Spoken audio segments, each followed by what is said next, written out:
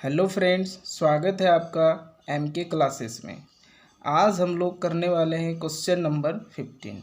एक वस्तु जिसका द्रव्यमान 1 केजी है 10 मीटर प्रति सेकेंड के वेग से एक सीधी रेखा में चलते हुए विरामावस्था में रखे 5 केजी द्रव्यमान के एक लकड़ी के गुटके से टकराती है। क्या कहता है, यही क्वेश्चन को समझने वाली बात है। कोई वस्तु है जिसका द्रव्यमान 1 केजी है, जो 10 मीटर प्रति सेकंड के वेग से सीधी रेखा में चल रही है और एक 5 केजी के लकड़ी के गुटके से टकराती है, और वो लकड़ी क्या है, स्थिर है, विरामावस्था में है। ठीक है। उसके बाद दोनों साथ साथ उसी सीधी रेखा में गति करते हैं।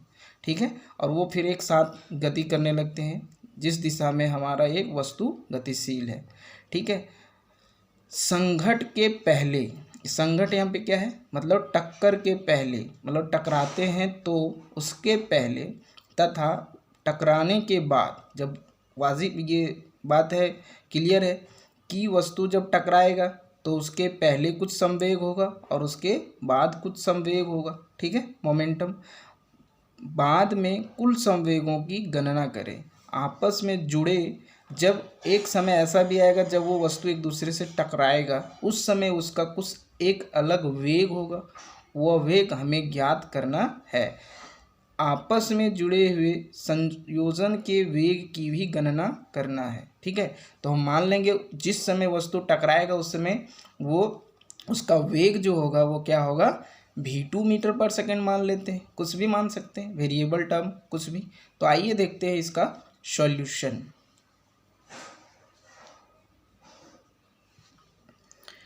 अब देखते हैं, यहाँ सबसे पहले दिया हुआ है वस्तु का द्रव्यमान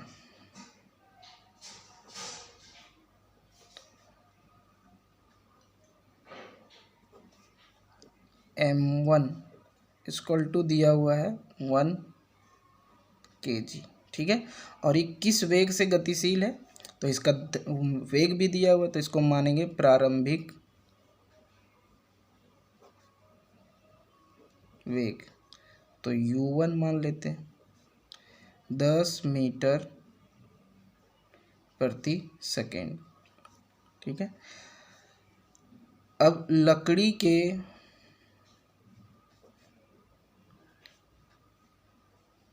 गुटके का द्रव्यमान ये भी दिया हुआ है, जिसको हम लोग मान लेंगे m2। दूसरी वस्तु है, दिया हुआ 5 kg। ठीक है।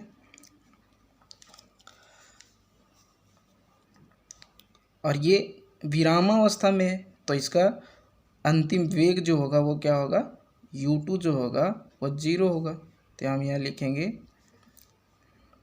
लकड़ी के गुटके का वेग, इसको मान लेंगे u2 equal to 0 metre per second. अब एक चीज़ और क्या मानना है कि जब लकड़ी के गुटके से वस्तु टकराती है तो उस समय उसका वेग जो होगा वो मान लेंगे v2। तो हम लिखते हैं माना कि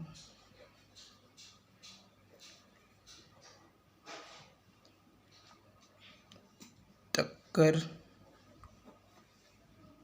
के समय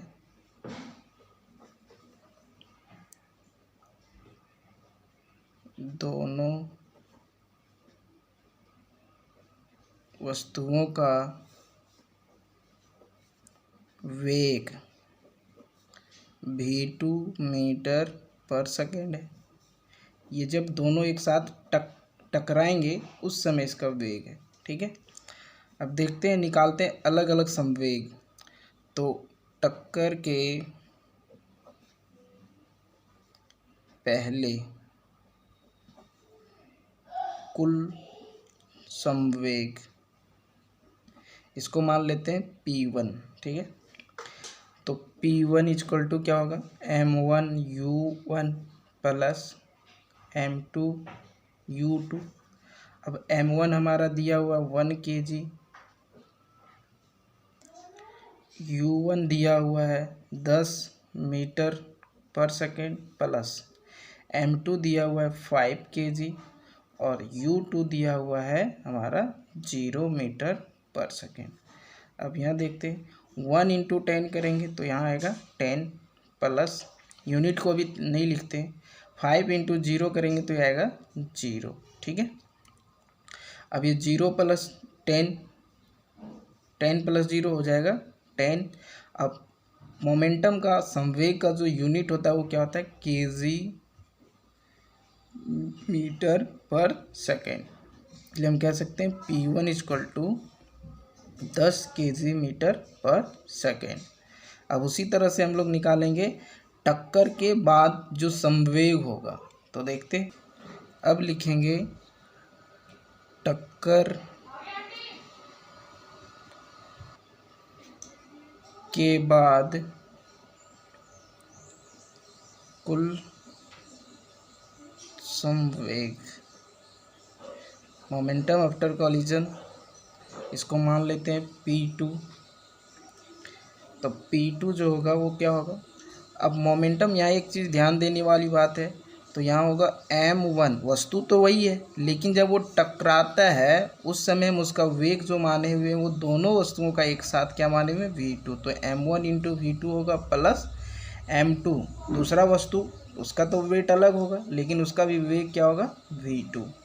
तो m1 जो था वो कितना था 1 v2 हो जाएगा प्लस m2 जो था वो था 5 kg इंटू v2। अब ये सॉल्व करते हैं, 1 v2 प्लस 5 v2 टोटल कितना v2 हो गया 6 v2। तो हम ये लिख सकते हैं P2 equal to 6 v2।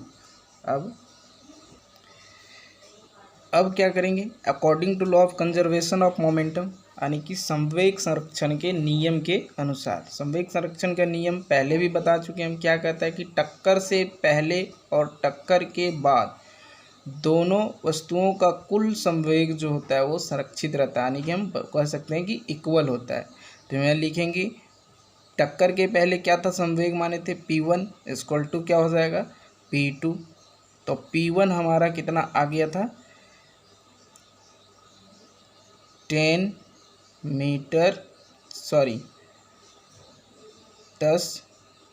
kg metre per second और P2 हमारा कितना आ गया 6 v2 kg metre per second. ठीक है, अब सॉल्व करते हैं, यहाँ से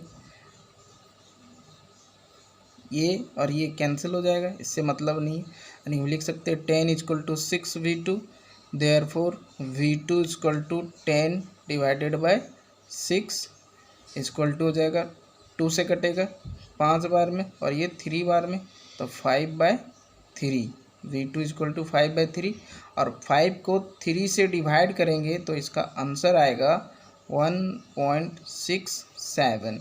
तो ये v2 है, वेग है, इसका यूनिट होगा मीटर पर सेकेंड। इस प्रकार हम कह सकते हैं कि अतः टक्कर के बाद आपस में जुड़ी हुई अवस्था में, जब वस्तुएं दोनों एक साथ टकराएंगे तो जुड़ती है, जिस समय अवस्था में दोनों वस्तुओं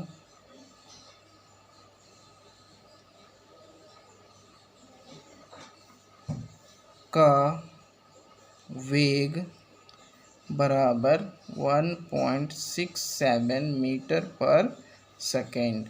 ये हो गया हमारा आंसर।